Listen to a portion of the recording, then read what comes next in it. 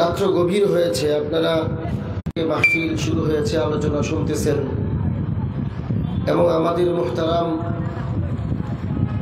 বড় উলামায়ে কেরাম সকলেই আলোচনা শেষ করেছেন। আপনাদেরও ক্লান্তি, এরপরেও আমাদের এই মাদ্রাসার মুহতামিম সাহেব, আমাদের বন্ধুবর হযরত মাওলানা আব্দুল্লাহ জয়ন্তাপুরী দামাত বারাকাতুহুম হুকুম করছেন আমি আপনাদের সামনে বসেছি। তেলাওয়াত করেন না, নামাজ পড়ার জন্য, নামাজ শুদ্ধ হওয়ার জন্য হলেও অন্তত 10টি সূরা পড়েন, তেলাওয়াত করেন এবং মুখস্থ মোটামুটি সকলেরই আছে। যে সূরা আমি তেলাওয়াত করেছি এই সূরার নাম সূরা মাউন, আমাদের সকলের পরিচিত। এজন্য এই সূরাটাকে সামনে এনেছি। একদিকে এই সূরাকে সামনে রেখে বর্তমান পরিবেশ ও পরিস্থিতির আলোকে আল্লাহ রাব্বুল আলামিনের নির্দেশনাগুলো আপনাদের সামনে রাখার চেষ্টা করব। 2 নম্বর বিষয় হলো কুরআনুল কারীম আমরা অনেকেই বুঝি না। অন্তত এই সূরাটা আমরা সকলেই পারি এবং নামাজে পড়ি, বিভিন্ন সময়ে মসজিদের ইমাম সাহেব পড়েন, আমরা শুনি, কিন্তু আমরা কেউ অধিকাংশই বলতে পারি না যে এই সূরায় আল্লাহ কি বলেছেন আমাদেরকে। অন্তত এই একটা সূরায় আল্লাহ কি বলেছেন যদি আমরা জানি, তাহলে নামাজে পড়তে আমাদের মজা লাগবে। আল্লাহ রাব্বুল আলামিন কুরআনুল কারীম নাজিল করেছেন আজ থেকে 1400 বছর আগে, কিন্তু কুরআনুল কারীম শুধুমাত্র যখন নাজিল হয়েছে তখনকার সময়ের জন্য নয়।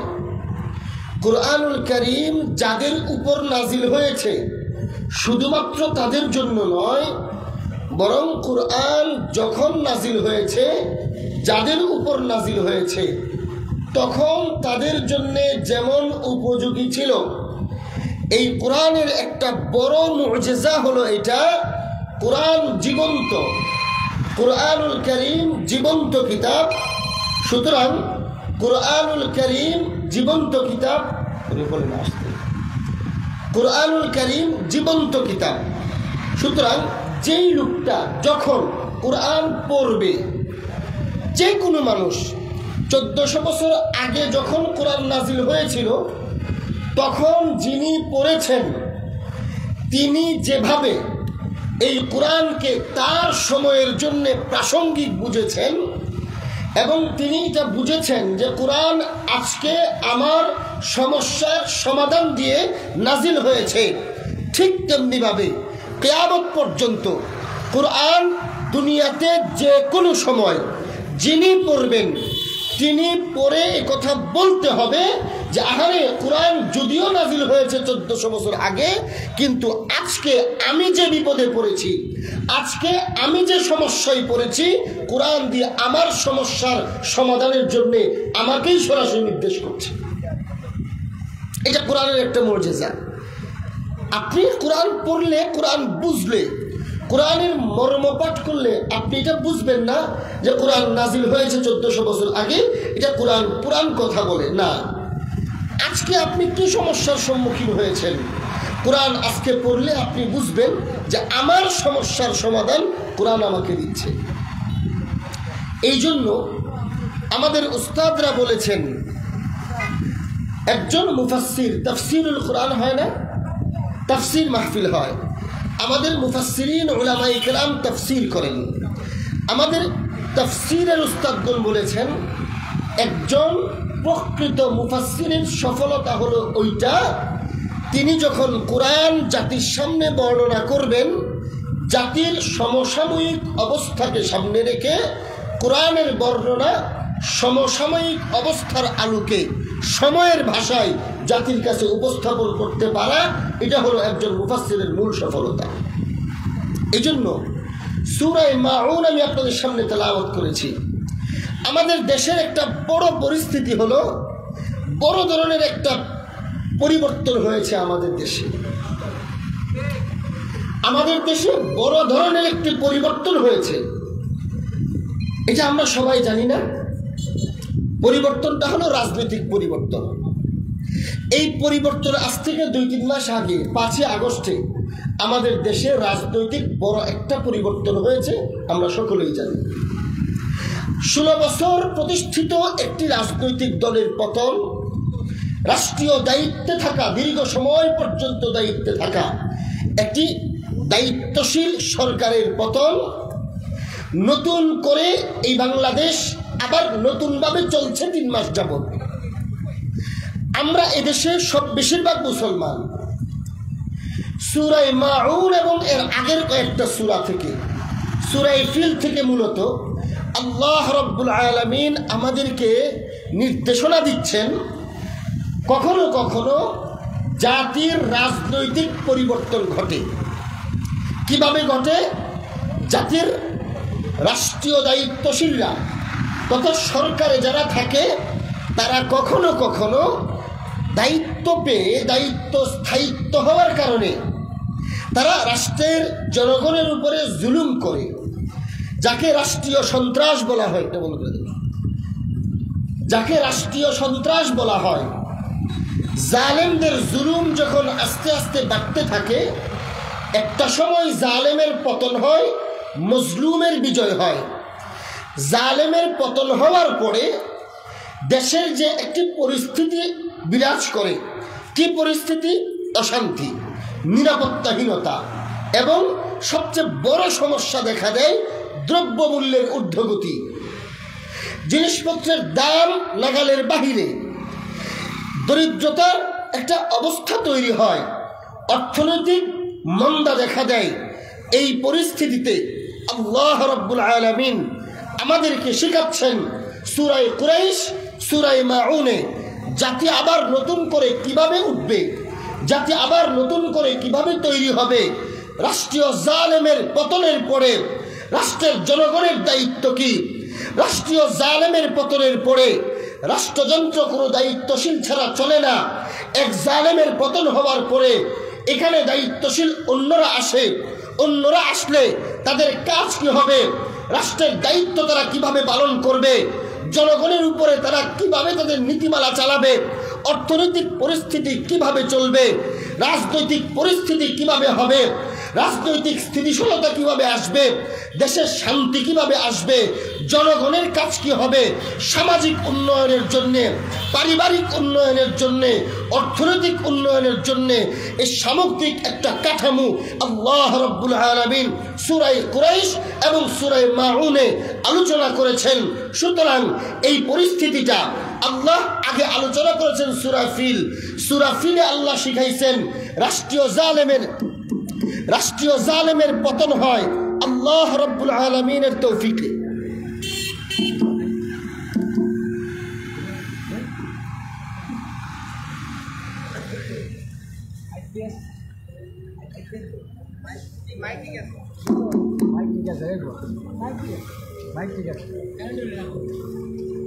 ভিতরেরটা কি হয়েছে?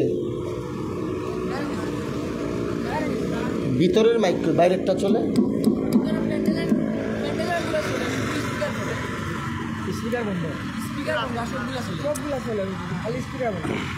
কোনো বাতি নাই,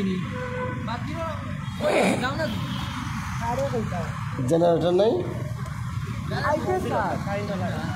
আইতে চলে না বাতি। মানে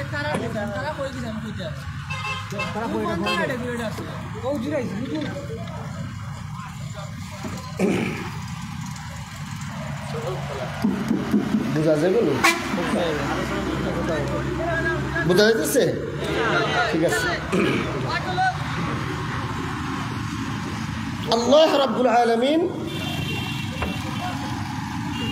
রাষ্ট্রীয় জালেমের পতনের পরে জাতির দায়িত্ব কি এই 2-3 সূরাতে আলোচনা করেছেন। এখন আমাদের দেখার বিষয়, সূরার প্রেক্ষাপট হলো কোরআন যখন নাজিল হয়েছে তখন রাষ্ট্রীয় জালেম ছিল, দায়িত্বশীল রাষ্ট্রপ্রধানরা জনগণের উপরে জুলুম করেছে। জুলুম করার কারণে তাদের পতন হয়েছে।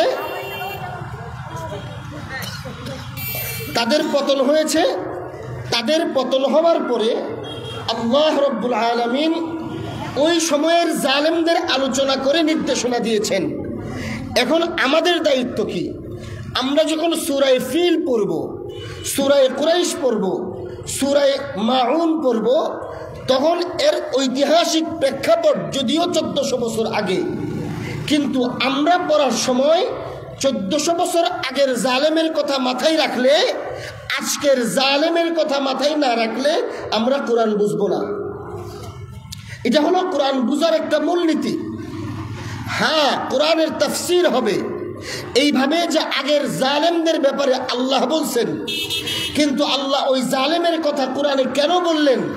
এজন্যই বলেছেন ওই রকম জালেম কিয়ামত পর্যন্ত সময়ে সময়ে দুনিয়াতে আবির্ভাব ঘটবে। যেভাবে ওরা ধ্বংস হয়েছে, প্রত্যেকটা জালেম এভাবে ধ্বংস হবে। জালেম ধ্বংসের পরবর্তী সময়ে পরের সরকারের দায়িত্ব আগে কি ছিল সেটা এখন করতে হবে। জনগণ কি করবে, আল্লাহ তখন তাদেরকে যা বলছেন তা এই জনগণ করবে। এইভাবে যখন আমি কোরআন পড়ব, তখন কোরআনের মর্ম আজকের সময়ের ভাষায় আমি বুঝব, এবং তখন আমার মনে হবে কোরআন তো আসলেই সায়েন্টিফিক, এবং কোরআন তো আসলেই আজকের সময়ের সাথে সামঞ্জস্যশীল। হ্যাঁ আমার প্রিয় ভাইয়েরা, এজন্য আমি তখনকার প্রেক্ষাপট আপনাদের সামনে সংক্ষিপ্তভাবে উপস্থাপন করার পর আজকের সময়ের সাথে কিভাবে তাফসীরটা বুঝব, এবং এই সূরায় আল্লাহ তাআলা আজকে আমাদের জন্য কি বলছেন সেটা আমি আমাদের বর্তমান সময়ের সাথে মিলিয়ে দেওয়ার চেষ্টা করব। সূরা মাউনে আল্লাহ রাব্বুল আলামিন মূলত জনগণের দায়িত্ব উল্লেখ করেছেন। আমাদের উলামায়ে কেরাম রাষ্ট্রের দায়িত্বশীলদেরকে নির্দেশনা দেয়। এজন্য আমি জনগণের দায়িত্বের দিকেই আসি। প্রেক্ষাপট শুরু হয়েছে সূরা ফিল থেকে। এই সূরাগুলো সবগুলো মক্কি জীবনের সূরা। সূরা ফিলের ঐতিহাসিক ঘটনা আপনারা জানেন, আমি শুধু সংক্ষিপ্তভাবে আপনাদের সামনে উপস্থাপন করি। নবী করিম আলাইহিস সালাতু ওয়াস সালাম দুনিয়াতে আসার অল্প কিছুদিন আগে, সম্ভবত 50 থেকে 55 দিন আগে এই ঘটনাটি সংঘটিত হয়। ঘটনার মূল পাঠ হলো, মূলত এর আগে আরেকটা ঘটনা হয়েছে 70 বছর আগে। আপনারা শুনেছেন কুরআনুল কারীমের আরেকটা সূরা আছে, সূরা আসহাবুল উখদুদের ঘটনা বলা হয়েছে সূরা বুরুজের মধ্যে। আসহাবুল উখদুদের ঘটনা হলো, তখনকার সময়ে দুনিয়াতে তাওহীদবাদী, একত্ববাদে বিশ্বাসী তথা মুসলমান ছিল হযরত ঈসা আলা নবিয়িনা ওয়া আলাইহিস সালাতু ওয়াত তাসলিমের উম্মত। হযরত ঈসা আলাইহিস সালামের শরীয়ত তখন চলমান ছিল আরবের ইয়ামান একটা এলাকা। সেই এলাকায় মুশরিকদের রাষ্ট্রের দায়িত্ব ছিল মুশরিক। সরকার প্রধান তথা বাদশা জুলুম করেছে কাদের উপরে? মুসলমানদের উপরে। ঘটনা আপনারা জানেন, একটা বালক অলৌকিকভাবে আল্লাহ রাব্বুল আলামিনের মারিফাত শিক্ষা গ্রহণ করার পর, ইসলাম গ্রহণ করার পর, বাদশা যাকে তার জাদুকর বানানোর চেষ্টা করেছে, আল্লাহর ইচ্ছায় এই ছেলেটা ঈসা আলাইহিস সালামের শরীয়ত গ্রহণ করে, ইসলাম গ্রহণ করে পাক্কা একত্ববাদে বিশ্বাসী মুসলমান হয়ে যায়। এই বাচ্চাটাকে নিয়ে গণ্ডগোল শুরু হয়। শেষ পর্যন্ত একত্ববাদে বিশ্বাসীরা একত্ববাদের দাওয়াত দেয়। জালেম শাহী বাদশা তার সহ্য হয় না, মুসলমানদের বিরুদ্ধে অত্যাচার শুরু হয়। ওই অত্যাচারের এক পর্যায়ে কিছুতেই যখন মুসলমানদেরকে দমন করতে পারে না, তখন মুসলমানদেরকে সমূলে হত্যা করার ষড়যন্ত্র করেছে। সিদ্ধান্ত নিয়েছে, এটা যুগে যুগে হয়, শুধু আসহাবুল উখদুদ পড়লেই হবে না। আসহাবুল উখদুদের ঘটনায় আল্লাহ এক জালেম বাদশার চরিত্র বলতেছেন। জালেম বাদশার চরিত্র কি? সে যখন দেখে মুসলমানরা ঈমানের দাওয়াত দেয়, ইসলামের দাওয়াত দেয়, ঈমান ও ইসলামের দাওয়াত প্রচার হয়, প্রসারিত হয়, ইসলামের ঈমানের দাওয়াত প্রসার হলে বেঈমান কাফেরদের ক্ষতি হয়, মুশরিকদের ক্ষতি হয়, তখন জালেমরা চিন্তা করে আমাদের দিন তো ধ্বংস হয়ে যাবে, আমাদের ধর্ম তো ধ্বংস হয়ে যাবে, সুতরাং একত্ববাদী বিশ্বাসীদেরকে থামাও, ওদেরকে ঠেকাও। এই চিন্তা করে কর্মসূচি হাতে নেয়। যখন তাদের সাথে দলিল আদিল্লা দিয়া পারে না, তর্কযুদ্ধে পারে না, এমনিতে পারে না, তখন শেষ করার, গ্রেফতার করার ষড়যন্ত্র করে। আসহাবুল উখদুদের ঘটনায়ও বাদশাহ প্রথমে গ্রেফতার করেও যখন দ্বীনের দাওয়াতকে বন্ধ করতে পারে না, একত্ববাদের দাওয়াতকে বন্ধ করতে পারে না, তখন সে আলেমকে হত্যা করে, আলেমকে শহীদ করে। আলেমকে শহীদ করার পরেও যখন দ্বীনের দাওয়াত বন্ধ হয় না, তখন সমস্ত আলেমদেরকে শহীদ করার চেষ্টা করে। আলেমদেরকে শহীদ করার পরেও যখন দেখে সাধারণ জনগণ আরো ঈমানের প্রতি আগ্রহী হয়, কারণ কি? কারণ হলো আল্লাহ রাব্বুল আলামিন ঈমান ও ইসলামের মধ্যে একটা পাওয়ার রেখেছেন। শাহাদাতের মৃত্যুর সাথে মুসলমান যখন কোনো একজন শহীদ হয়, মুসলমানদের কোনো একজনকে যদি শহীদ করে ফেলা হয়, জালেমরা যখন মুসলমানদের কোনো আলেমকে গ্রেফতার করে, মুসলমানদের কোনো নেতাকে গ্রেফতার করে, মুসলমানদের কোনো নেতৃত্বকে গ্রেফতার করে, ইতিহাস বলে এটা, আসহাবুল উখদুদের ঘটনা বলে এটা, মুসলমানদের নেতৃস্থানীয়দেরকে, নেতাদেরকে, আলেমদেরকে গ্রেফতার করে বন্দী রেখে ইসলামের অগ্রযাত্রাকে বন্ধ করা যায় না। আপনাদের কি মনে হয় কি শুধুমাত্র আসহাবুল উখদুদ তথা রাসূল দুনিয়াতে আসার প্রায় 70 বছর আগেই এমন হয়েছে, না আজকেও এমন হয়? কথা বুঝেন না আপনারা? শুধু ওই সময় এমন হয়, না আজকেও এমন হয়? বর্তমান সময়ে আজকে থেকে আরো 10 বছর আগে, বিগত সময়ে 30 বছর অথবা 50 বছর দেখেন আপনি, স্বাধীনতার পরে আমাদের দেশে দেখেন, ভারতে দেখেন, আমাদের পার্শ্ববর্তী পাকিস্তানে দেখেন, অন্য সমস্ত অঞ্চলে দেখেন, যুগে যুগে আলেমরা একত্ববাদের দাওয়াত দেয়, দ্বীন ও ইসলামের অগ্রযাত্রাকে বন্ধ করতে চায়, বন্ধ করতে পারে না, আলেমদেরকে গ্রেফতার করে। এরকম সমস্যা শুধু আসহাবুল উখদুদের ঘটনায় হয়েছে, এখন হয় না? কথা বলেন, এখন হয় না? হয় কি না? আলেমদেরকে শহীদ করে ফেলে, মাইরা ফেলে, জেলের ভিতরে ইনজেকশন দিয়ে কত আলেমকে মেরে ফেলছে বিগত সরকার, এটা আপনারা কল্পনাও করতে পারেন না। এটা সিস্টেম। কোরআন সূরা বুরুজকে আজকে বুঝেন, সূরা বুরুজে আল্লাহ তাআলা ওই সময়ের ঘটনা বলতেছে। জালেমের চরিত্র কি? জালেমের চরিত্র হলো যখন সে নিয়ম শৃঙ্খলার মধ্যে ইসলামের অগ্রযাত্রা বন্ধ করতে পারে না, তখন মুসলমানদের নেতৃস্থানীয়দেরকে গ্রেফতার করে, তাও পারে না, জেলের ভিতরে ইনজেকশন দিয়ে মেরে ফেলে। এই চরিত্র এখন নাই, আছে। এরপরে আসেন, যখন এটাও হয় না, সব আলেমদেরকে মেরে ফেলবে। প্রকাশ্যে তাদের জুলুমের মাত্রা এত বাড়ছে, ঘোষণা দিচ্ছে ফাঁসি দেওয়া হবে। এমনটা হয় না? ঘোষণা দিয়া কাকে ফাঁসি দিবে? একত্ববাদে বিশ্বাসী মুসলমানের নেতৃত্বকে। সবাই আসো, সব মুসলমানদেরকে একত্রিত করা হয়েছে, তাদের লিডারকে ফাঁসি দেওয়া হয়েছে। অনেক লম্বা ঘটনা, শেষ পর্যন্ত শহীদ করে দেওয়া হয়েছে। যখন মুসলমানদের লিডারকে শহীদ করে দেওয়া হলো, তখন এখানে প্রায় 20,000 মুসলমান ছিল। সমস্ত মুসলমান, অন্য মুসলমান সহ আরো অন্যরা যারা, মুসলমানদের ঈমান আরো মজবুত হয় এবং অন্য ধর্মাবলম্বী যারা, ওরাও ইসলাম গ্রহণ করে। এটা দেখা বাদশার মাথা আরো বেশি খারাপ হয়।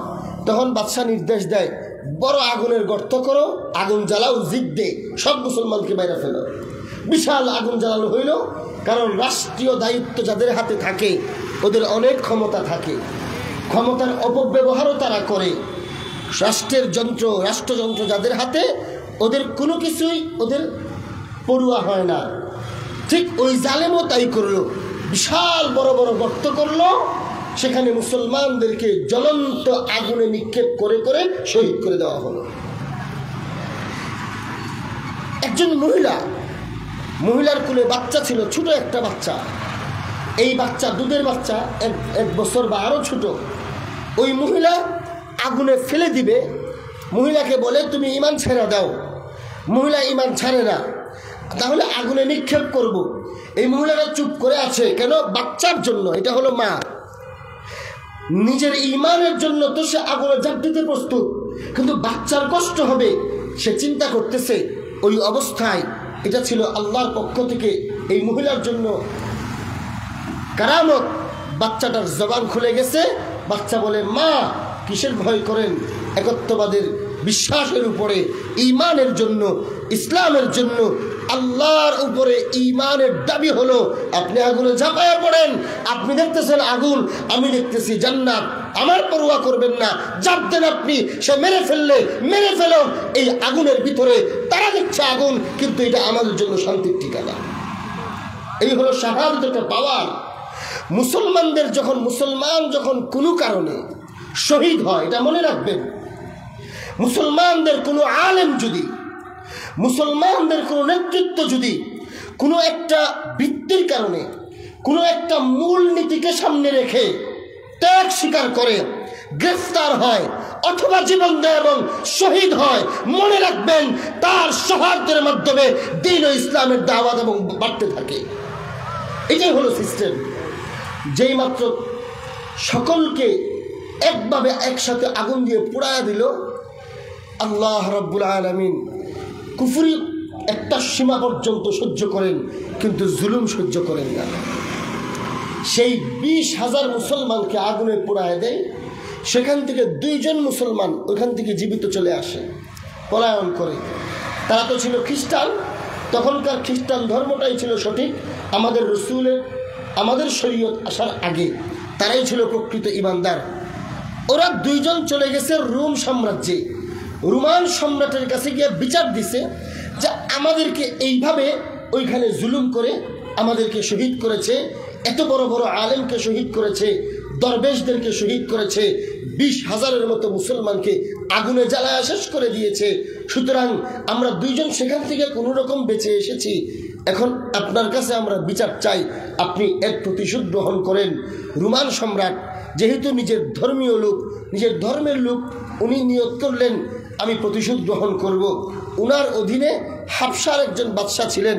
হাবশার বাদশাহ আজকের ইথিওপিয়া, বা হাবশার বাদশাকে হুকুম করলেন আপনি এদের সাহায্যে আমাদের ধর্মীয় মুসলমানদেরকে যারা মেরেছে ওই বাদশার বিরুদ্ধে যুদ্ধ করার জন্য লোক পাঠান, প্রতিশোধ নেন। হাবশার বাদশাহ 2 জন লোককে সেনাপতি বানায়া পাঠাইলেন। একজনের নাম আব্রাহা, আরেকজনের নাম ইরাক। এরা 2 জন ইয়ামান গেছে, গিয়া প্রতিশোধ নিয়েছে। প্রতিশোধ নিয়ে এরপরে আব্রাহা ইয়ামানের বাদশাহ হয়েছে। সেই আব্রাহা ইয়ামানের বাদশাহ হওয়ার পরে আবার নতুন করে সুন্দরভাবে রাষ্ট্রটা চলতেছে। এখানে আরেকটা শিক্ষা হলো, রাষ্ট্রীয় দায়িত্ব পাওয়ার পরে একটা শ্রেণী জালেম হয়ে যায়। আব্রাহা এসেছিল মুসলমানদের সহযোগিতা করতে, সহযোগিতা করে নিজে বাদশাহ হয়ে গিয়া এখন ক্ষমতা পায় আবার মুসলমানদের উপরে জুলুম করে। এই জুলুমের একটা পর্যায়ে সে দেখে ইয়ামান থেকে অনেক মানুষ মক্কায় যায়, কাবা শরীফ তওয়াফ করে। কাবার প্রতি এত আবেগ কেন? খবর নিয়েছে কাবার প্রতি এত আবেগ এই জন্য, এটা আল্লাহর ঘর, মানুষ সব ওইখানে যায়। আব্রাহা বলে তোমরা ওইখানে যাও না। সেই ইয়ামানে একটা গির্জা বানায় খ্রিস্টানদের জন্য, কাবার বিপরীতে মানুষকে নিষেধাজ্ঞা জারি করে কাবার দিকে যেতে পারবে না, এখানেই তোমাদের কাবা বানায় দিছি। তখন মানুষ এটা মন থেকে গ্রহণ করে না। মানুষের ঈমান যে জায়গায়, মানুষের বিশ্বাস যে জায়গায়, মানুষের ভরসা যেই জায়গায়, মানুষের বিশ্বাস যেখানে থাকে, সেখান থেকে জোর করে রাষ্ট্রীয় জালেমরা ইচ্ছা করে বিশ্বাসের জায়গা পরিবর্তন করতে পারে না। এটাই হয়েছে। আব্রাহার হুকুম কেউ মানে না। কিন্তু মুসলমানদের মধ্যে, প্রত্যেক জাতির মধ্যে কিছু মানুষ থাকে যুবক, ওদের একটা ঈমানি গায়রত থাকে, যুবকদের একটা চেতনা থাকে। যুবকদের এই চেতনার কারণে কিছু কিছু যুবকরা ওদের বিরুদ্ধে কাজ করে। বড়রা আলেমরা এবং মুরব্বীরা থামায় রাখে, হিকমতের কথা বলে, আরে থামো, বসো, আমরা কথা বলতেছি, দেখতেছি। কিন্তু যুবকরা কি করে? যুবকরা আন্দোলনে নামা যায়। যুবক এই যে স্বাভাবিক, এটা মানুষের নেচার, এটা সিস্টেম। এই জন্যই উলামায়ে কেরাম সবসময় বলেন, আপনারা দেখেন বিগত সময়ে বাংলাদেশে কতবার আমাদের কলিজার টুকরা মুহাম্মদুর রাসূলুল্লাহ সাল্লাল্লাহু আলাইহি ওয়া আলিহি ওয়াসাল্লামের ব্যাপারে মন্দ বলা হয়েছে, হয় নাই? রসুলকে গালাগাল করা হয়েছে, রসুলকে মন্দ বলা হয়েছে। এদেশের উলামায়ে কেরাম জাতিকে থামানোর চেষ্টা করেছেন, যদিও থামানোটা উচিত ছিল না, কিন্তু রাষ্ট্রের আইন শৃঙ্খলার সামনে জাতিকে থামানোর চেষ্টা করছেন। রাষ্ট্রের সর্বোচ্চ জায়গায় উলামায়ে কেরাম বারবার কথা বলেছেন। আমাদের দাবি ছিল রসুলের ইজ্জতের হেফাজত করেন, কিন্তু বিগত সেই ফ্যাসিস্ট সরকার তারা তাদের বাপ দাদার সম্মান যেইভাবে রাষ্ট্রীয়ভাবে প্রতিষ্ঠিত করেছে, এর এক সিকিভাগও আমাদের দাবি আদায়ে রসুলের সম্মান, রসুলের ইজ্জত বাস্তবায়ন করার চেষ্টা করে নাই। এটা আমাদের কষ্ট ছিল। আমি সব সময় বলি, আমি এই কথাটা আজকে বলছি না, আজকে তারা পলায়ন করেছে, আজকে তারা এই দেশে কোনো ক্ষমতা নেই, আজকে এই দেশে তাদের কোনো জেলা চামুন্ডাদেরকে দেখা যায় না। এই জন্যই কথা বলছি, এমন নয়। তারা যখন ছিল এই দেশে, তাদের নাকের ডগায় তখন আমরা এই কথা বলেছি, তাদের সামনে বলেছি, বারবার বলেছি, বঙ্গবন্ধুর নাম নিয়ে তারা করে নাই।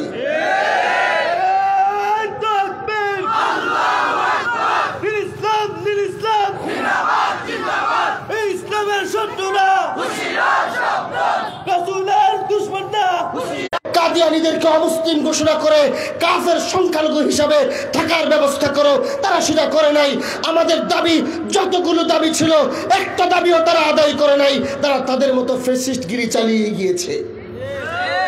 তখন আমরা দেখেছি আমাদের কিছু যুবক আইন হাতে তুলে নিয়েছে, আমাদের কিছু যুবক আইন হাতে তুলে নিয়েছে।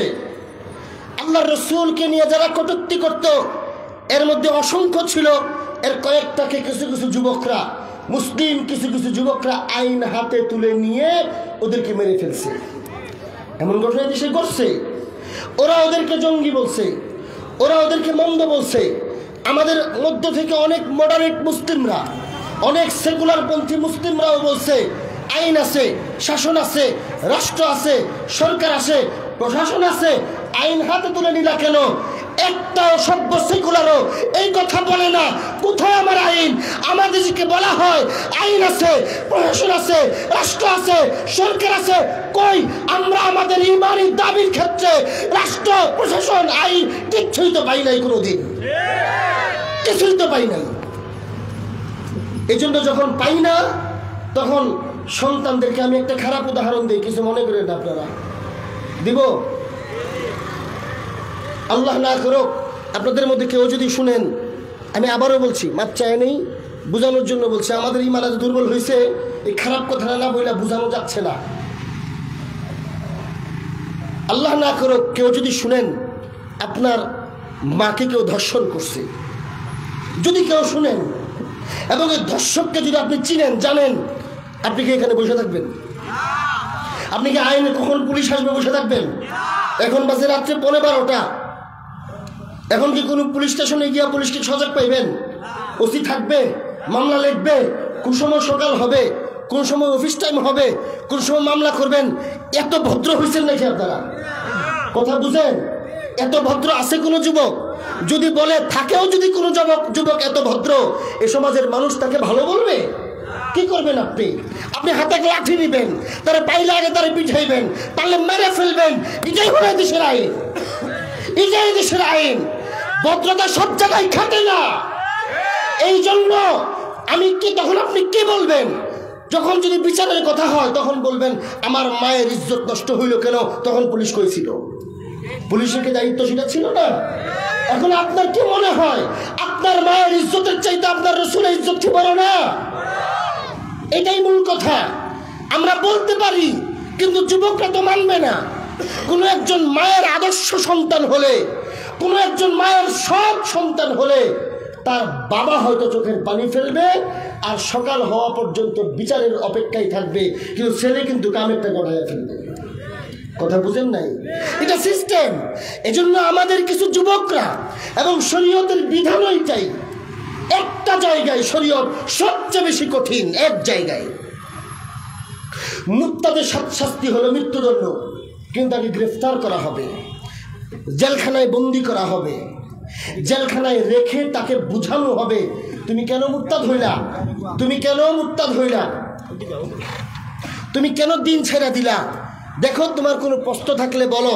ওলামায়ে কেরাম যাবে 3 দিন তাকে বুঝাবে, 3 দিন বুঝানোর পরেও যদি সে না বুঝে মুরতাদ হয়ে যায়, মুরতাদ হিসাবেই থাকে এবং এটাকে প্রমোট করে, তখন রাষ্ট্রীয় আইনে তাকে হত্যা করে দেওয়া হবে।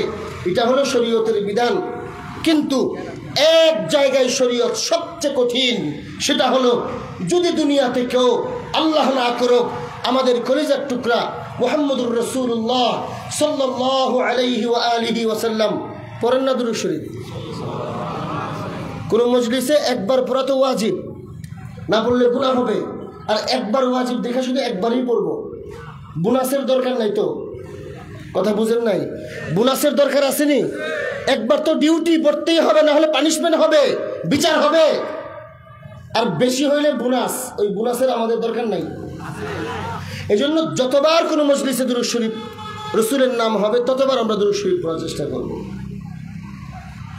যদি কোনো কুলাঙ্গার দুনিয়াতে আল্লাহ না করুক রসুলকে নিয়ে মন্দ কথা বলে, তাহলে এর অর্থ হলো এই লোকটা রসুলকে অপমান করে, রসুলের অবমাননা করে, রসুলের হক নষ্ট করেছে। আর বান্দার হকের ক্ষেত্রে আল্লাহর বিধান হলো বান্দার কাছে মাপ না চাইলে মাপ হবে না।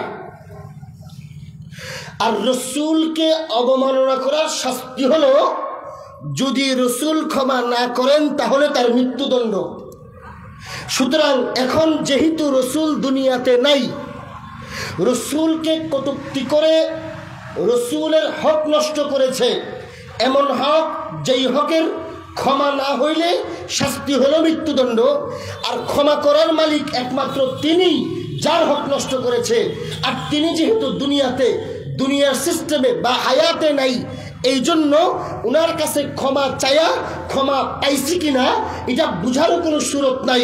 এই জন্য অনেক আলোচনার পর, অনেক ইখতিলাফের পর সর্বসম্মত সিদ্ধান্ত হলো রসুলের দুনিয়া থেকে চলে যাওয়ার পর কিয়ামত পর্যন্ত যে কোনো ধর্মাবলম্বী, যে কোনো দেশে যে কেউ যদি রসুলকে অবমাননা করে তার শাস্তি হলো তাৎক্ষণিক মৃত্যুদণ্ড। দেরিও করা হবে না। হ্যাঁ, তদন্ত করা হবে। একজন বলল অমুকে রসুলকে গালি দিছে, গিয়া তাকে মেরে ফেলবে, এটা না। প্রমাণ যদি হয় তাহলে দেরি করা হবে না, বুঝানো হবে না, ক্ষমা করা হবে না, তাৎক্ষণিক মৃত্যুদণ্ড। তবে এই মৃত্যুদণ্ড বাস্তবায়ন করবে রাষ্ট্র এবং সরকার। কিন্তু রাষ্ট্র এবং সরকার যদি কোনো কারণে তার দায়িত্ব আদায় না করে, আর কোনো মুসলমান ইমানি গায়রতের কারণে, ইশকে রসুলের কারণে, রসুলের প্রতি আবেগ আর মহব্বতের কারণে কোনো মুসলমান যদি এই বেঈমানকে, গুস্তাখে রসুলকে হত্যা করে, তাহলে সমস্ত মাযহাবের ইমামদের ঐক্যমতে এই লোককে প্রশংসা করা হবে, তার কোনো বিচার করা হবে না। কথা বুঝতেছেন? এখন এই মাসআলাকে সামনে রাখার পরে আপনি বলেন গত 16 বছরে বা আরো আগে রসুলকে নিয়ে যত অবমাননা হয়েছে, কোনো একটার বিচার কি হয়েছে? রাষ্ট্র বিচার করেছে? সরকার বিচার করেছে? করে নাই। যার কারণে যুবকদের সবাইকে তো বুঝায় রাখা যায় না, এটাই সিস্টেম। এবং শুধু আজকে না, সব জায়গায়। আমি আব্রাহার ঘটনা বলছি, সেখানেও এই ঘটনাই ঘটছে। যুবকদেরকে থামায় রাখা যায় না। আব্রাহা যখন নতুন করে গির্জা বানায়া, কাবার বিপরীত সেখানে গির্জা বানায়া মানুষকে, কাবার দিকে আকৃষ্ট মানুষকে কাবা থেকে ফিরায়া সেখানে রাখতে চায়, তখন কাবা শরীফের প্রতি আগ্রহী যুবকদের মধ্যে একটা যুবক, সে তার পাগলামি দেখাইয়া, সে তার জজবা দেখাইয়া ওই গির্জার ভিতরে ঢুইকা মূল তাদের ধর্ম বিশ্বাস অনুযায়ী মূল এবং পবিত্র জায়গায় গিয়া সে পায়খানা করেছে। মুফাসসিরিন কেরাম লিখেছেন এই কাজটা সে ইচ্ছা করে করেছে, অনিচ্ছা করে না। আমাদের মধ্যে অনেকে আছে, দেখেন আমি শুরুতেই বলছি কোরআনের তাফসীরকে আজকের সাথে মিলাইতে হবে। আমাদের অনেকে আছে সেকুলারপন্থী বা আমাদের হুজুরদের মধ্যে বা আমাদের কিছু দিনদারদের মধ্যে এমন আপনি অনেক পাবেন, ওরা ইনায়া বিনায়া কথা বলবে না, এমন এমনি করে ফেলছে আর কি, বুঝে নাই করে ফেলছে, আরে সে না যায় না করে ফেলছে, এগুলা বলে না। না, তাফসীরের কিতাবে লিখেছে ওই ছেলেটা ইচ্ছা করেই করছে। তোর মনে চাইছে তুই গির্জা বানা, আমরা হয়তো তোর মনে, আমরা চাইলে তুই গির্জায় যাব, মনে চাইলে কাবায় যাব, তুই কাবার পথে বাধা দিবে কেন? এটা ছিল তাদের কথা।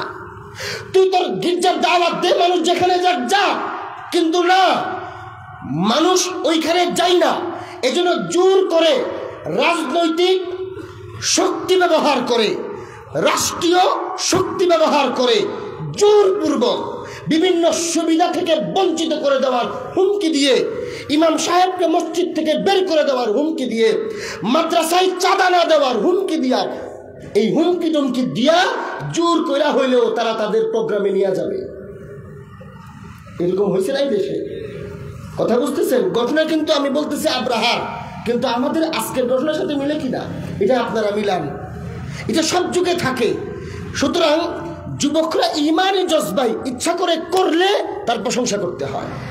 এটা সে তার জায়গায় করছে, ভালো করেছে।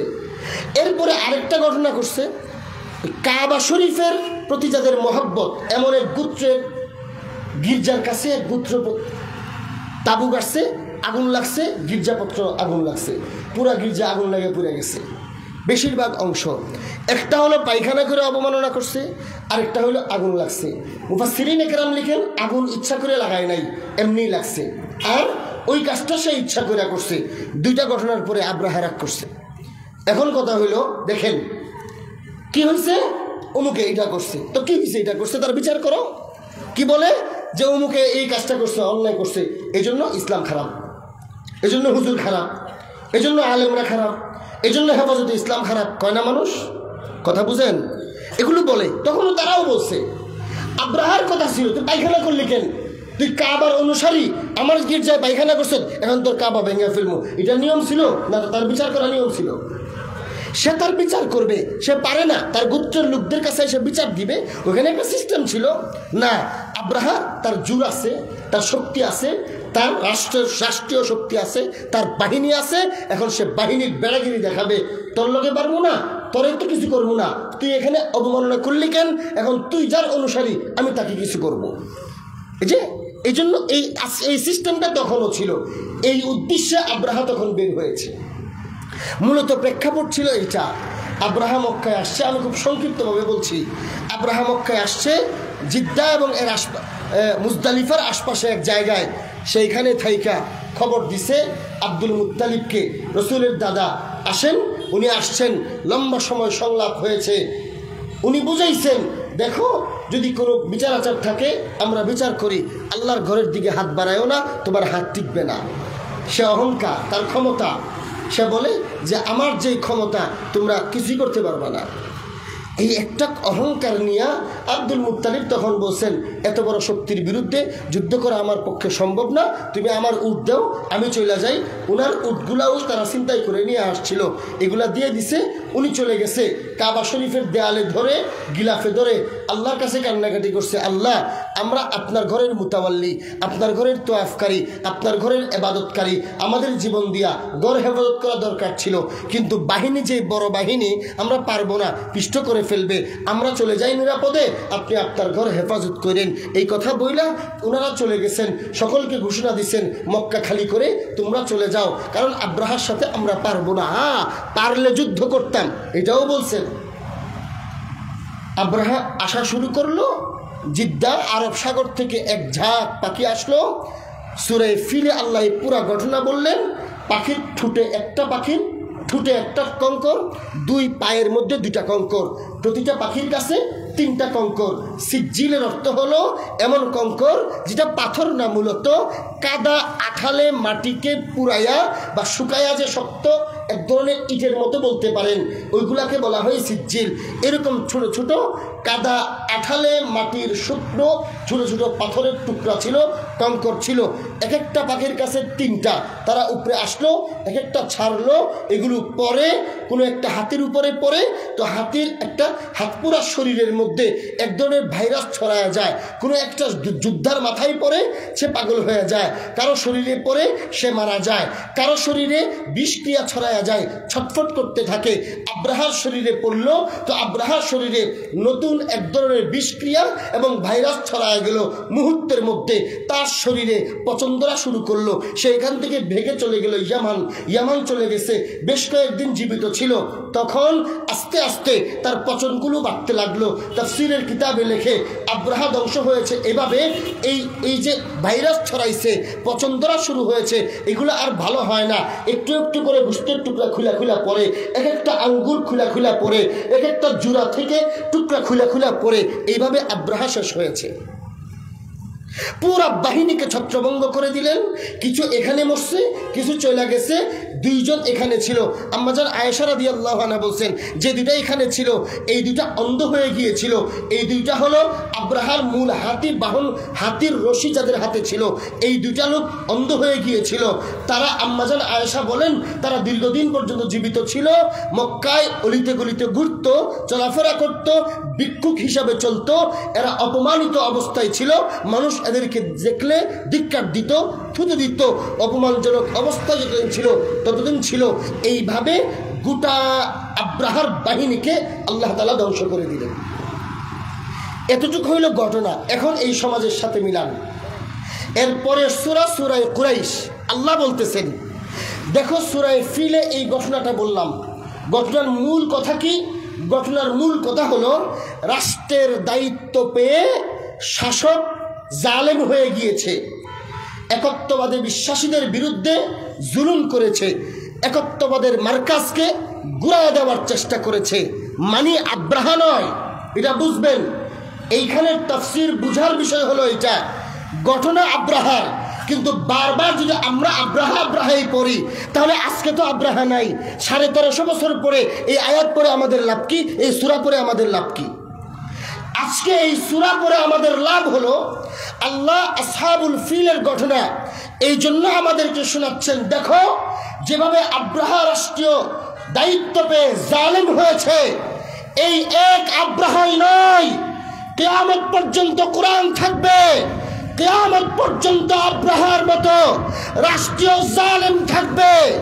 আব্রাহা যেভাবে একত্ববাদের ঘাঁটিকে ধ্বংস করার ষড়যন্ত্র করেছে, কিয়ামত পর্যন্ত এক একটা জালেম একত্ববাদে বিশ্বাসী উলামায়ে কেরাম, দাঈয়া ইলাল্লাহ এবং মুসলমান ইমানদারদেরকে ধ্বংস করার ষড়যন্ত্র করবে, একত্ববাদের ঘাঁটিকে দুনিয়া থেকে উৎখাত করার ষড়যন্ত্র করবে। এটা এক সময় ছিল আব্রাহা, এক সময় ছিল আবু জাহেল। এরপরে বারবার এগুলার পরিবর্তন হতে হতে আমাদের সময়ে বর্তমানে গত 50 বছর বা এদেশের স্বাধীনতার পরে যদি আপনি দেখেন, তাহলে আব্রাহা বলেন, ফেরাউন বলেন, নমরুদ বলেন, বা এবং ইতিহাসের বড় বড় যত জালেমদের কথা বলবেন, কোরআনে ওই জালেমদের চরিত্রের কথা বলা হয়েছে। সেই চরিত্রের কথা আপনি পড়েন, আর আমাদের গত 16 বছরের বাংলাদেশের রাষ্ট্রীয় জালেমদের ইতিহাস আপনারা চোখে দেখেছেন, কোরআন পড়েন, তাদের ইতিহাসের সাথে মিলান, দেখবেন আব্রাহার কীর্তিকলাপ যেরকম ছিল, নমরুদ আর ফেরাউনের চরিত্র যেমন ছিল, বিগত 16 বছরের শাসকদের চরিত্র এমনই ছিল, কোন পরিবর্তন নেই। সুতরাং আল্লাহ সূরা ফিল আমাদেরকে এই জন্য বলছেন, শুধু আব্রাহা নিয়ে বসে থাকো না, শুধু আব্রাহা নিয়ে বসে থাকো না, তোমাদের সমাজের আব্রাহাকে চিনো। এটা হলো সূরা ফিলের মূল দাওয়াত, এটা হলো সূরা ফিলের মূল দাওয়াত। শুধু আব্রাহা করো না, রসুলের দুনিয়াতে আসার 55 দিন আগে যেই আব্রাহা রাষ্ট্রীয় জালেম হিসাবে আল্লাহর ঘর ধ্বংস করতে এসেছিল, সেই জালেম আব্রাহাকে চিনলে না চিনলে তোমার তেমন কিছু হবে না।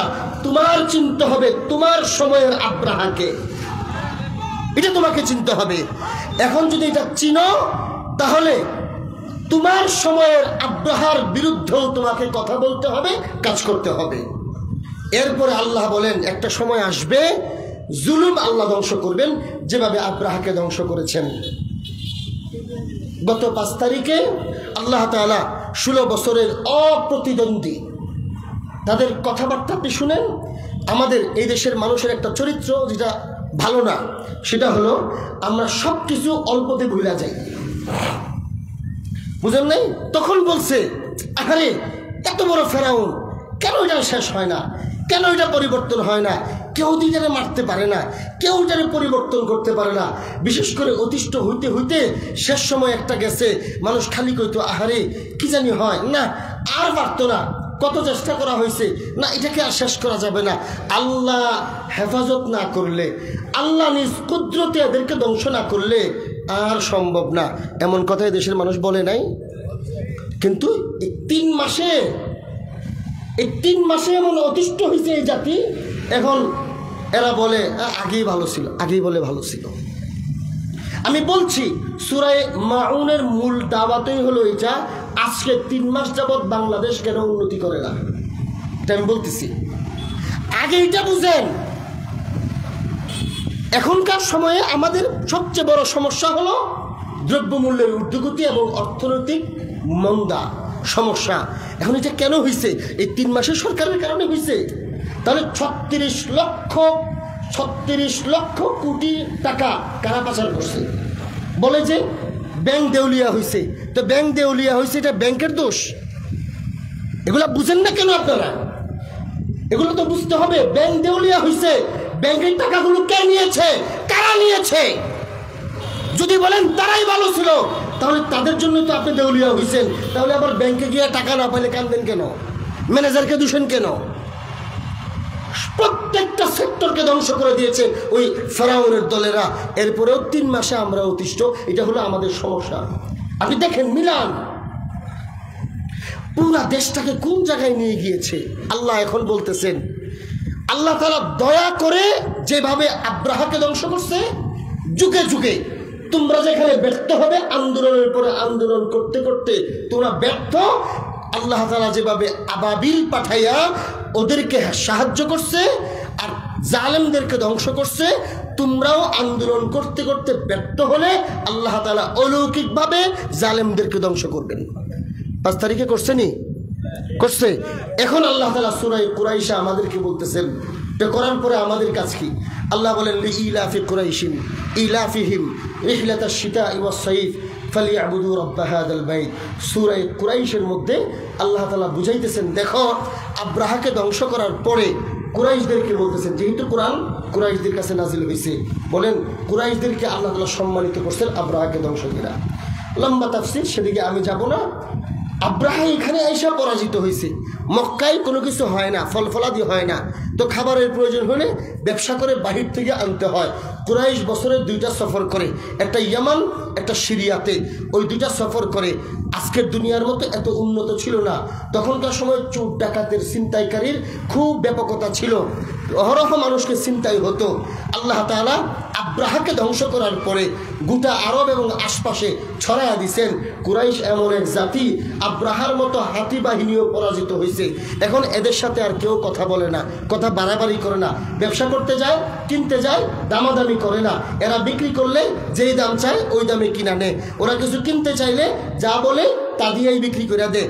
এরকম কুরাইশদের সাথে এমন ডাকাতরা পর্যন্ত এই দল কোথায়? এরা কে? এরা কুরাইশ। সাবধান, এদের কাছে যাও না। এরা এমন জাতি, এরা কাবার রক্ষক, এরা কাবার মুতাওয়াল্লিদের বংশ। এদের কাছে যাও না। এদের কাছে গিয়া আব্রাহার মতো হাতি বাহিনী ধ্বংস হয়ে গেছে, আমরাও ধ্বংস হয়ে যাব। চোর যায় না, ডাকাত কাছে যায় না, ছিনতাইকারী কাছে যায় না। ব্যবসা বাণিজ্য যারা করে তারা সুন্দর আচরণ করে, কোনো কঠিন কিছু করে না। সুতরাং আল্লাহ বলেন এগুলো কেন হয়েছে? আব্রাহাকে ধ্বংস কইরা এর বিনিময়ে আল্লাহ তাআলা তোমাদের অন্যদের অন্তরে তোমাদের মহব্বত বাড়াইয়া দিয়েছেন, তোমাদের আবেগ আগ্রহ বাড়াইয়া দিয়েছেন, এগুলো করছেন। এখন তোমাদের কাজ কি? তোমাদের কাজ কি? এটা হলো আমাদের আজকের কথা। রাষ্ট্র আজকে এখনো 3 মাসে শান্তি আসে নাই কেন? কোরআন থেকে শুনেন, মানলে মানেন, না মানলে নাই। আমাদের দায়িত্ব কোরআন আপনাদেরকে বুঝাইয়া দেওয়া। চিল্লাইতে পারেন, মিছিল করতে পারেন, মিটিং করতে পারেন, অনেক কিছু করতে পারেন। এই কথা আমি আজকে না, আমি যেদিন 5 তারিখের পরে প্রথম জুমায় সেদিন আমি বলেছিলাম, আমার মসজিদে বয়ান এখনো রেকর্ড আছে, শুনতে পারেন আপনারা। বলেছিলাম সারা দেশে মানুষ আনন্দ করে, বিশেষ করে উলামায়ে কেরাম আনন্দ করে। ওই জুমায় এদেশের অধিকাংশ আলেমরা আনন্দ করে এই কথা বলেছে। 16 বছর পরে কথা বলার স্বাধীনতা পাইলাম। সেই দিন আমি আমার জুমায় বলেছি, আমি মনে করি আমি এখনো স্বাধীন হই নাই, আল্লাহ আমাকে স্বাধীন করেছেন। 5 তারিখের পরে স্বাধীন হয়েছি, কিন্তু স্বাধীনতার পরে আমাদের যেই কাজ, সেই কাজ যদি করতে আমরা ব্যর্থ হই, তাহলে আল্লাহ তাআলা আমাদের উন্নতি দিবেন না। সেটা কি? সেটা হলো আল্লাহ সূরা কুরাইশে বলছেন, ফালইয়াবুদু রাব্ব হাযাল বাইত, ফালইয়াবুদু রাব্ব হাযাল বাইত। সংঘর্ষ হয়েছে, জালেমদের পতন করেছো, তোমাদের বিজয় হয়েছে, রাস্তায় নামছো, আনন্দ করেছো, উল্লাস করেছো। এই আনন্দ আর উল্লাসকে সাময়িক রেখে তোমাদের বুঝতে হবে, যেভাবে আব্রাহার সাথে যুদ্ধ করতে মক্কার মানুষের সাধ্য ছিল না, ঠিক তেমনি ভাবে সেই আওয়ামী দুঃশাসকদের সাথে যুদ্ধ করে, তাদের সাথে আন্দোলন সংগ্রাম করে, তাদেরকে পরাজিত করে বিজয় অর্জন করার সাহস, হিম্মত এই জাতির ছিল না। এটাই সত্য, ছিল না। আল্লাহ দিয়েছেন, আল্লাহ করেছেন। আল্লাহ তাআলা হঠাৎ করে ওই শাসকদের অন্তরে একটা ভয় ঢুকাইয়া দিয়েছেন, পরিবেশ আল্লাহ এমন করছেন। সুতরাং আল্লাহ সূরা কুরাইশে বলতেছেন, দেখো সাবধান, তোমাদের যেন অহংকার না আসে, তোমাদের যেন অহংকার না আসে। তোমাদের দ্বারা হয় নাই, আল্লাহ করেছেন। সুতরাং তোমাদের প্রথম কাজ হলো ফালইয়াবুদু রাব্ব হাযাল বাইত, আল্লাহর ইবাদত করো। যদি আল্লাহর ইবাদত করো তাহলে কি হবে? আল্লাহ বলছেন রাষ্ট্রের 2টা সমস্যা হয়। যুদ্ধ পরবর্তী সময়ে, জালেম ধ্বংসের পরবর্তী সময়ে রাষ্ট্রের 2টা জিনিসের ঘাটতি দেখা দেয়। একটা হলো নিরাপত্তার ঘাটতি দেখা দেয়, আরেকটা হলো দ্রব্যমূল্যের ঘাটতি, দ্রব্যমূল্যের ঊর্ধ্বগতি দেখা দেয়, নিত্য প্রয়োজনীয় জিনিসের ঘাটতি দেখা দেয়, বা অর্থনৈতিক মন্দা দেখা দেয়। আপনারা একটু ভাবেন তো দেখি, সূরা কুরাইশে বর্ণিত এই 2টা সমস্যা রাষ্ট্রীয় জালেম ধ্বংস হওয়ার পর এই 3 মাসে আমাদের এই সমস্যা হয়েছে কিনা, এটাই আজকের বড় সমস্যা। আল্লাহ বলেন, যদি তোমরা আল্লাহর দিকে রুজু হও, ফালইয়াবুদু রাব্ব হাযাল বাইতের উপরে আমল করো, তো আল্লাহ তাআলা তোমাদেরকে এই 2টা জিনিসের নিষ্কৃতি দিবেন। অর্থাৎ তোমাদের নিত্য প্রয়োজনীয় জিনিসের ব্যবস্থা আল্লাহ করবেন এবং নিরাপত্তাও নিশ্চিত হবে, অনিরাপদ পরিবেশও থাকবে না, দ্রব্যমূল্য সাধারণ ক্রয় ক্ষমতার ভিতরে চলে আসবে। তবে শর্ত হলো ফালইয়াবুদু রাব্ব হাযাল বাইত। আজ আমরা চিন্তা করি, আজকের 3 মাসে রাষ্ট্রীয়ভাবে এদেশ মুসলমানদের দেশ, এদেশ ইসলামের দেশ। এই দেশে সাহাবায়ে কেরাম তখন আসছেন যখন নবী করিম আলাইহিস সালাতু ওয়াস সালাম দুনিয়াতে বা হায়াত জীবিত ছিলেন। এটাই ইতিহাস, আমাদেরকে পড়তে দেওয়া হয় না, প্রকৃত ইতিহাস এটা। রাসূল জীবিত থাকা অবস্থায় এই দেশে সাহাবী এসেছেন এবং এই সাহাবীর দ্বারা এই দেশে মানুষ ইসলাম তখনই গ্রহণ করেছেন। এবং মুস্তাদরাকে হাকিমে এমন রিওয়ায়াত আছে যে এই দেশের মুসলমানরা তখনকার অমুসলিম শাসকের মাধ্যমে রাষ্ট্রীয় ব্যবস্থাপনায় আমরা যেতে পারবো না, আমাদের পক্ষ থেকে আমাদের নবীর কাছে একটু হাদিয়া পাঠান। হাদিয়া পর্যন্ত এই দেশের মুসলমান রাসূলের কাছে পাঠিয়েছে। এই দেশ তখন থেকে, এজন্য আমাদের পাঠ্যপুস্তকে লেখা আছে ইসলাম আছে 600 বছর পরে, 500 বছর পরে। আমি বলি এই দেশে প্রথম যিনি ইসলাম গ্রহণ করেছেন তিনি একজন তাবেঈ ছিলেন, তাবেঈ ছিলেন। এই বাংলাদেশে আমরা কোনো হিন্দু বৌদ্ধ খ্রিস্টানের সন্তান নই। অনেকে বলে এই দেশের আগের ধর্ম খ্রিস্টান, রাসূল আগের আসার আগে কোথায় কি ছিল সেটা আমাদের দেখার বিষয় না। আল্লাহর রাসূল আসার আগে মক্কাও তো মুশরিকদের ছিল, এজন্য আজকে কেউ মক্কা মুশরিকদের দেশ বলে না। এর আগেরটা ভিন্ন। রসুল আসার পরে যেই যেই জায়গায় ইসলাম গিয়েছে সেই জায়গা হলো প্রথম থেকে ইসলাম, গোড়া থেকে ইসলাম। দুনিয়ার যে সমস্ত ভূখণ্ড প্রথম থেকে ইসলাম, রসুলের সময় থেকে ইসলাম, রসুলের মুক্তি জীবন থেকে ইসলাম। এর মধ্যে বড় একটা জায়গা হলো আরব ভূখণ্ড, আরেকটা জায়গা হলো হিন্দুস্তানের এই বাংলাদেশের এই ভূখণ্ড। এটা ঐতিহাসিক সত্য। সুতরাং এর মাধ্যমে আমরা ইসলাম পেয়েছি, ধাপে ধাপে ইসলাম আজ পর্যন্ত আছে। আজ পর্যন্ত ইসলাম এদেশের মানুষের রগে রগে, শিরায় শিরায়, এদেশের ইথারে ইথারে ইসলাম। সুতরাং গত 5 আগস্টের পরে রাষ্ট্রের পরিবর্তন হওয়ার পর দায়িত্বশীল উপদেষ্টাদের প্রথম কাজ ছিল এদেশের আলেমদেরকে নিয়ে বসে সামনের দিনগুলো কিভাবে চলবে এর একটা রুটম্যাপ তৈরি করা। তারা এখানে ব্যর্থ হয়েছে বলতে কোনো দ্বিধা নাই, তারা এখানে ব্যর্থ হয়েছে। আমি আজকেও বলি, তাদের এই ব্যর্থতার কারণে 3 মাস যাবৎ আজকে এই দেশে শান্তি নাই, আসবেও না শান্তি, আসবে না শান্তি। কোরআনকে সামনে নিয়ে আমার দুই পাশে 2 জন মুহাদ্দিস, আপনাদের এলাকার বড় আলেম উপস্থিত, একটি কওমি মাদ্রাসার দায়িত্বশীল মঞ্চ থেকে বলছি, এখনো সময় আছে, রাষ্ট্র শান্তিতে ভরে যাবে, বিশৃঙ্খল পরিবেশ তৈরি হবে, এদেশ শান্তি আসবে না, সময় আছে, উপদেষ্টারা বসবেন। আমি বলি না আলেমদেরকে উপদেষ্টা বানান, আলেমদের এত ছোট কাজ না যে এদেরকে উপদেষ্টা বানাবেন। 2 একজনকে বানাইছেন, আরো মন চাইলে বানান, সেটা ভিন্ন জিনিস। বানাইলে বানান, না বানাইলে আনন্দের অনেক কাজ আছে। কিন্তু প্রত্যেকটা উপদেষ্টা একজন আলেমকে তার উপদেষ্টা বানাইতে হবে। প্রত্যেকটা উপদেষ্টা। শুধু একজন আলেমকে ধর্ম মন্ত্রণালয় দিয়ে দিবেন আর অর্থ মন্ত্রণালয় কি অসভ্যদের হাতে চলবে? কথা বুঝতেছেন? ধর্মমন্ত্রী একজন আলেমকে দিবেন আর অর্থ মন্ত্রণালয় দিবেন সুদের কারবারি যারা বুঝে তাদেরকে। এই দেশের মানুষ তো সুদের ভিত্তিতে রাষ্ট্র চালানোর সিস্টেম বুঝে না বা সিস্টেমকে মানে না। এদেশের মানুষ ঈমান গ্রহণ করেছে, ঈমান যারা গ্রহণ করেছে তারা শিখেছে আল্লাহ ইয়ামহাকুল্লাহুর রিবা ওয়া ইউরবিস সাদাকাত। তারা শিখেছে আল্লাহ তাআলা সুদকে হারাম করেছে, আল্লাহ তাআলা সুদকে অভিশপ্ত বলেছেন, আল্লাহ তাআলা সুদ এবং সুদী লেনদেনকে আল্লাহর রাসূলের সাথে যুদ্ধে শামিল বলেছেন। সুতরাং এটাই আমাদের বিশ্বাস, সুদ ভিত্তিক অর্থ ব্যবস্থা যতদিন চলবে এই রাষ্ট্রে উন্নতি হবে না। সুতরাং আলেমকে অর্থমন্ত্রী না বানান, অর্থমন্ত্রীর অর্থ উপদেষ্টার উপদেষ্টা একজন অর্থনীতিবিদ আলেমকে বানাইতে হবে। অনেকে আপনারা মনে করেন আলেমরা শুধু কিতাব নিয়ে বসে থাকে, না না, এদেশে কতজন আলেম আমি ছোট মানুষ নাম দিতে পারবো যারা পৃথিবীর শ্রেষ্ঠতম ইসলাম এবং আধুনিক অর্থনীতি, জাগতিক অর্থনীতি, ইসলামী অর্থনীতি দুইটা তুলনামূলক বিশ্লেষণের উপরে গবেষণা করে পৃথিবীর শ্রেষ্ঠ অশ্লীলতার প্রচারকারী এই বর্তমান সাংস্কৃতিক উপদেষ্টা। আমি নাম নিব না, এই পবিত্র বর্ষে এই অসভ্য নাপাকের নাম নেওয়াও আমি আমার জন্য বৈধ মনে করি না। বুঝতে হবে কথাগুলো।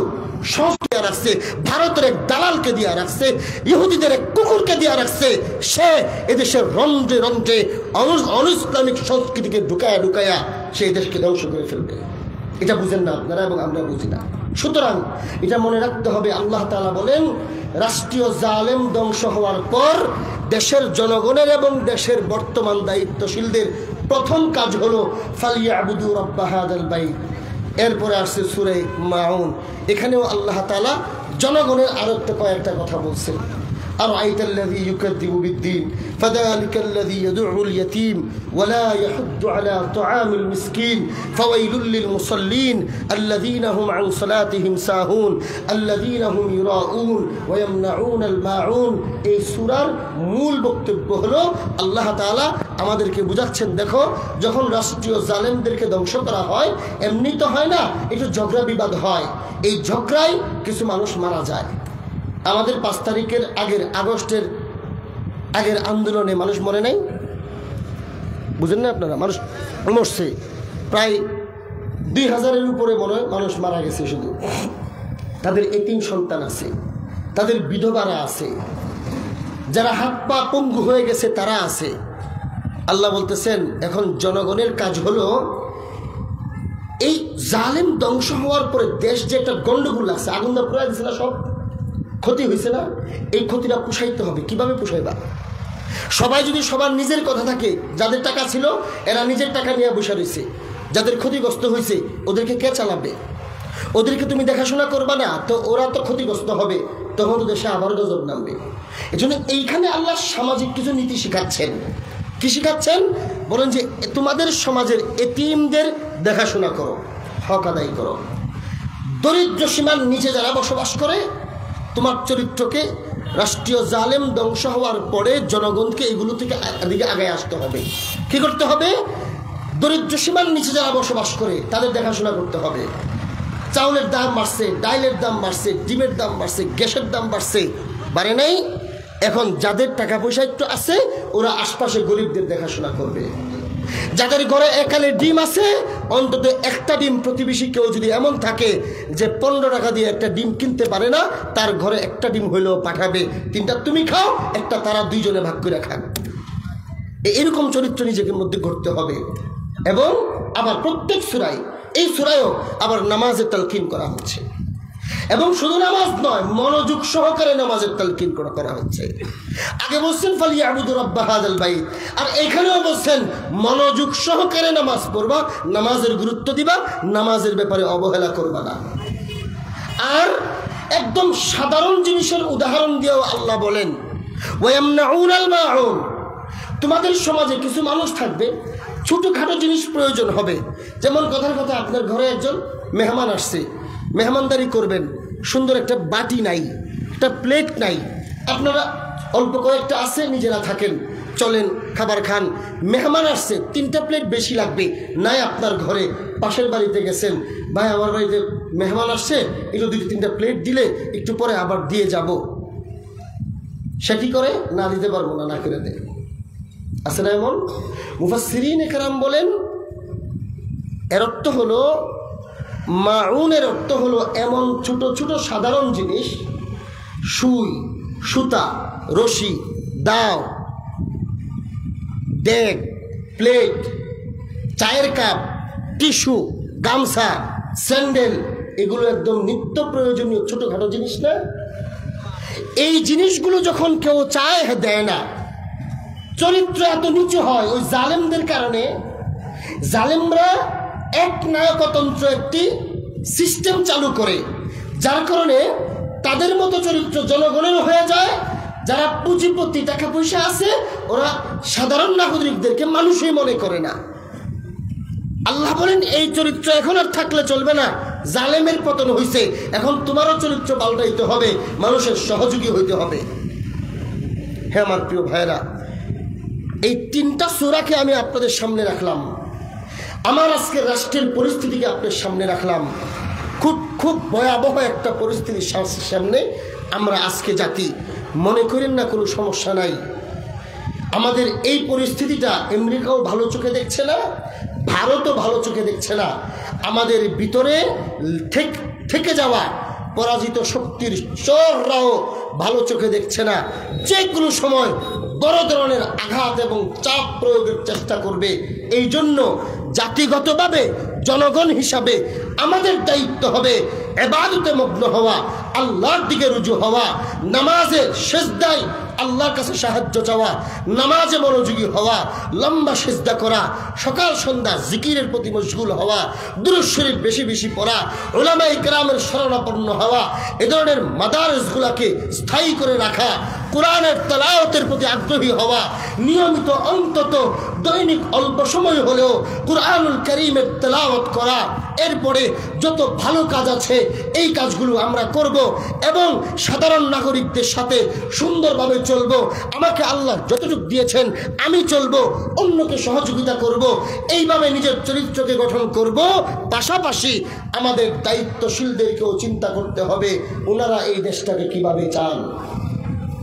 আগের 16 বছর হিন্দুত্ববাদী ভারতের গোলামি করেছে। আমি 5 তারিখের পরের প্রথম জুমায় বলেছি, আমাদের এখনকার চ্যালেঞ্জ হলো আমরা হিন্দুত্ববাদ ভারতের গোলামি থেকে মুক্ত হয়েছে, নতুন করে যদি আমেরিকান ইহুদি খ্রিস্টানদের গোলামিতে পরিণত হয় তাহলে আমাদের ভাগ্যের কোনো পরিবর্তন আসবে না। সুতরাং আমাদেরকে যেভাবে হিন্দুত্ববাদের গোলামি থেকে মুক্ত হতে হবে, ঠিক তেমনি ভাবে আমেরিকা ইসরায়েলের ইহুদিবাদ থেকেও মুক্ত হতে হবে। আমাদের জন্য, মুসলমানের জন্য নিরাপত্তার একটাই জায়গা, সেটা হলো ইসলাম, ঈমান, রাসূলের আদর্শ হতে পারে না, আমাদের দেশেও আসবে না। সুতরাং আমি বর্তমান উপদেষ্টাদেরকে অনুরোধ করব এবং দায়িত্বশীলদেরকে বলবো, যদি আপনাদের কপাল ভালো হয় তাহলে আপনারা আলেমদের শরণাপন্ন হন। প্রত্যেকটা কাজে, প্রত্যেকটা উপদেষ্টা মণ্ডলীর প্রত্যেকজন সদস্য, প্রত্যেক ধর্মের, প্রত্যেক মন্ত্রণালয়ের অধীনে যিনি উপদেষ্টা আছেন, উনি প্রত্যেকটা কাজের আগে, অনুমোদন দেওয়ার আগে একটা খসড়া আলেমদের কাছে পাঠাইতে হবে। আলেমদের দ্বারা সংশোধন করাইয়া অনুমোদন নিয়ে এরপরে বাস্তবায়ন করবেন। আমি বিশ্বাস করি এদেশের অধিকাংশ জনগণ এটাই চাই।